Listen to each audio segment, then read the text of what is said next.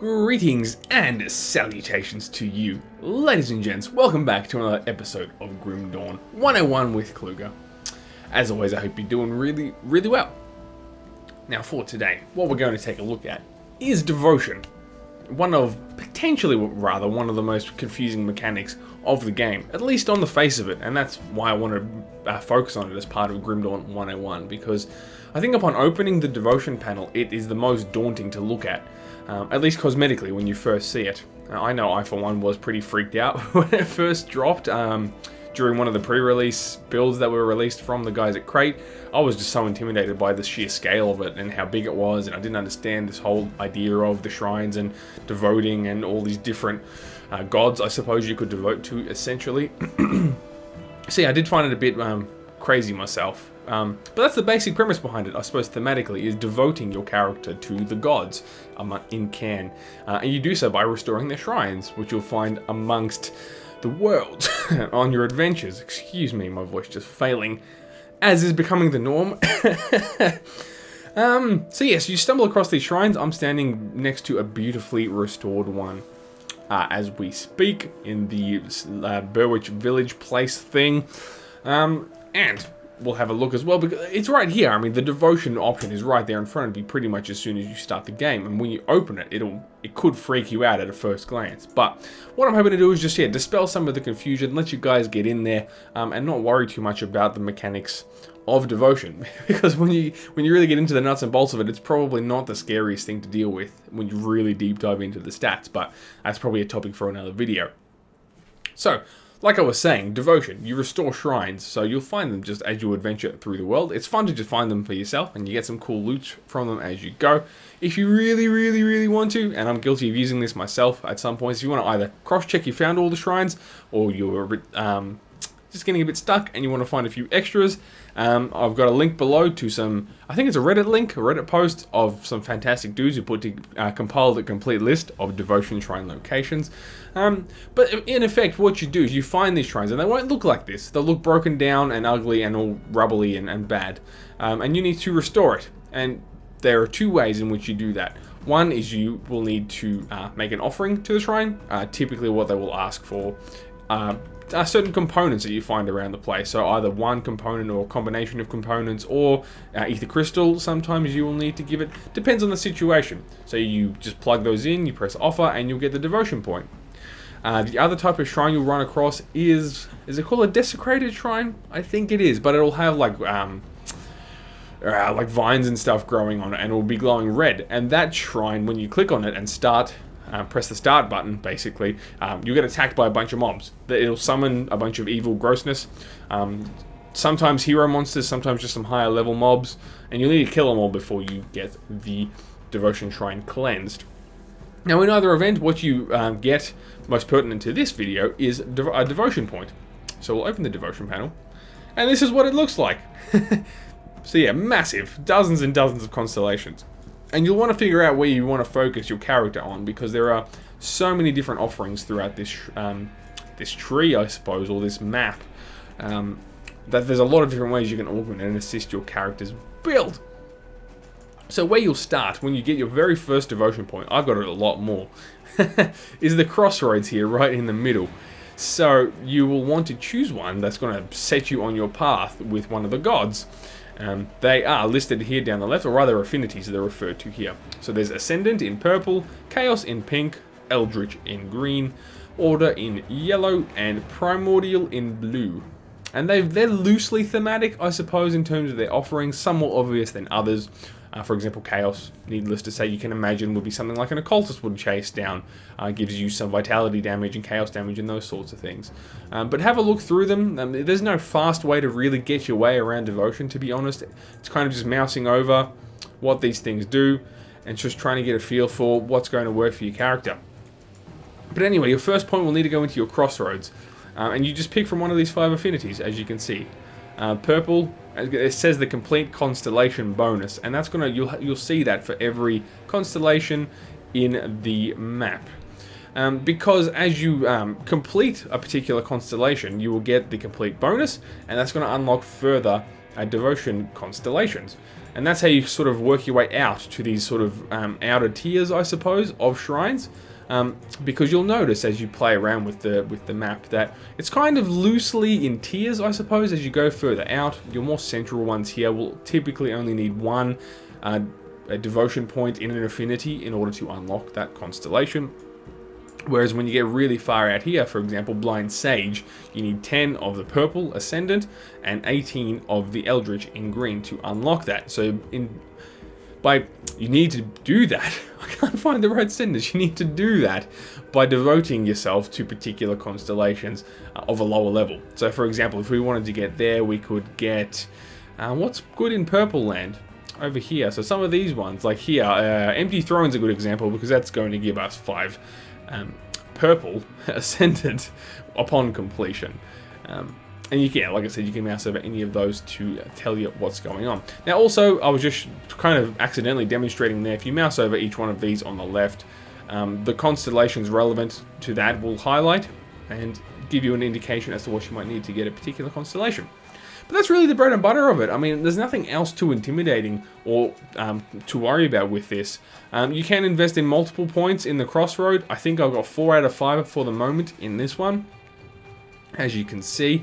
Because you might just need one extra point to get you that extra step over to getting another constellation unlocked. So you can certainly do that. It's not harmful in any way to devote yourself to multiple affinities. It's just a means to an end in terms of unlocking the constellations you desire. So they're kind of broken down in terms of bonuses in 2 main forms, as most things are, I suppose. That's just passive stuff, as well as some active skills that you will, well, not active rather, but they are tangible skills that you'll see as you play the game. So let's take an example here. This is a good one that I'm using at the moment. It's the Tempest constellation. So for the most part, these will be just passive buffs to your character as you progress. So 20% lightning damage, flat lightning damage in that one, more percentage damage, offensive ability and resistance on that one.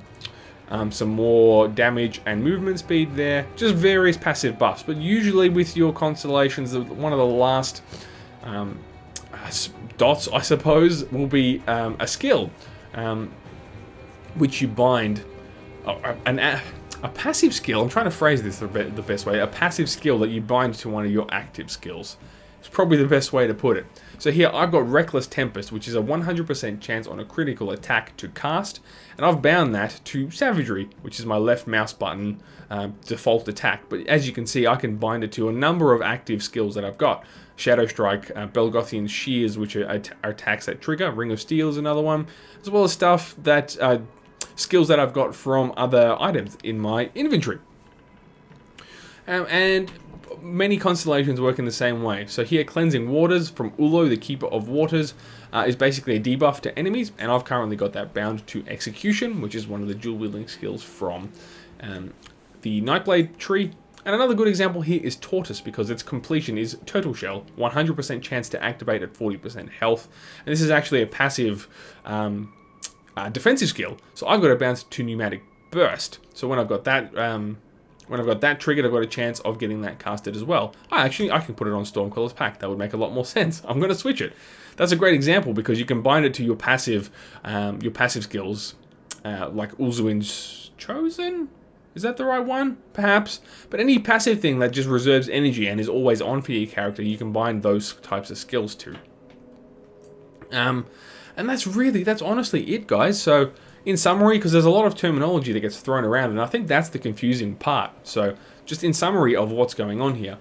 Devotion points earned from shrines. You use your devotion points either in the Crossroads or in the nodes of constellations that you're choosing to level through. Affinities are simply these color codes for the different, I suppose, gods that you want to devote yourself to. I think that's it. Yeah, pretty much. So like I was saying, just have a bit of a mouse around, see what constellations you like and what's required to get to them. And then it's sort of just a case of reverse engineering your thought process on that. So if I go here, Ulo, the Keeper of Waters, I need 4 yellow and 6 blue. What constellations do I like from blue and yellow that's going to let me get there and be useful to my character? And that's kind of the trade-off of the whole devotion thing is And sometimes you might want to be choosing lower tier constellations that aren't necessarily perfect for your build in your head, but that's going to let you get to better constellations that will be perfect for your build, for example. One good example for me is Viper, which offers some nice stuff. Most pertinently, the 10% vitality resistance is pretty handy.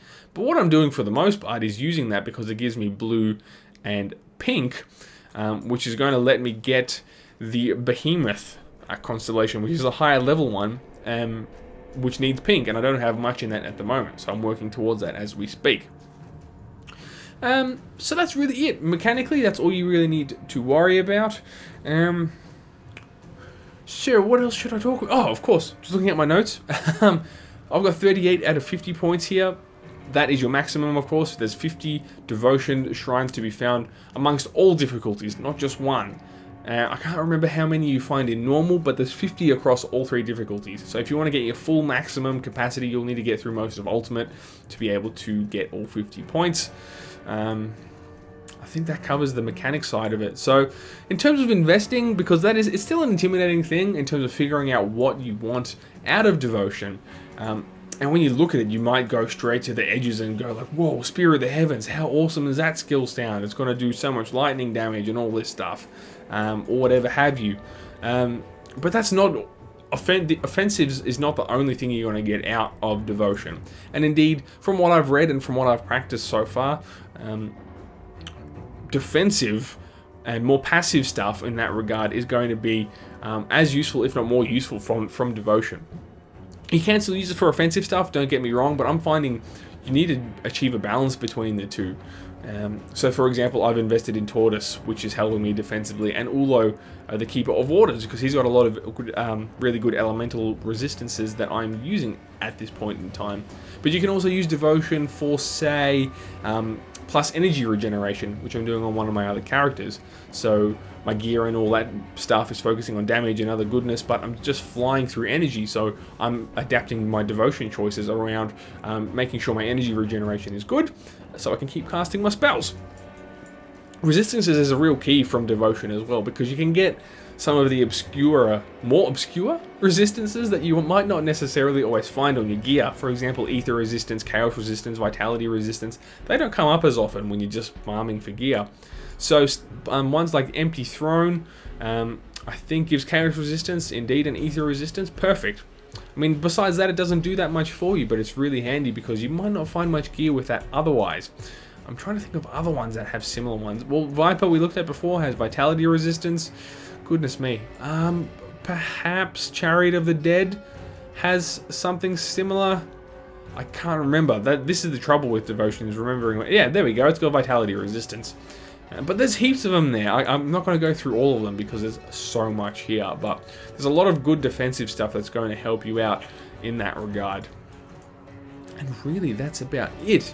See what I mean? It's not too scary once you really dig into the bread and butter of what's going on. It's really just points that you invest and you get extra stuff, is what it boils down to. Oh, and one other thing I did neglect to mention, ladies and gents, is that you can in fact buy devotion points back. I don't know how I managed to glean over this detail, because it's pretty freaking important in the grand scheme of things, because it encourages experimentation.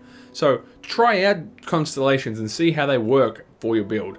Do not be afraid. Because if you visit your good old spirit guide in Devil's Crossing, over here, you'll see you can go to Devotion and just simply click on any old node. I think, yes, it costs you ether crystals to buy them back. But you can buy back anything you want, so you can do a complete freaking reset if you absolutely have to. It's in a similar way to your skills. So remember that.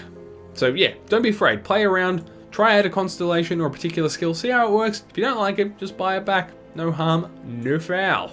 This was meant to be a more basic guide just in terms of trying to get away from the scariness of devotion that I know I experienced when I was first playing around with it.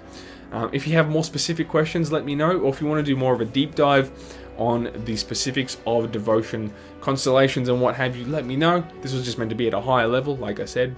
So yeah, leave your questions below or any other suggestions or comments you might have. Remember to hit that like button, it helps a lot. And I do hope to see you next time. So, my name is Kluger, and you have a great day.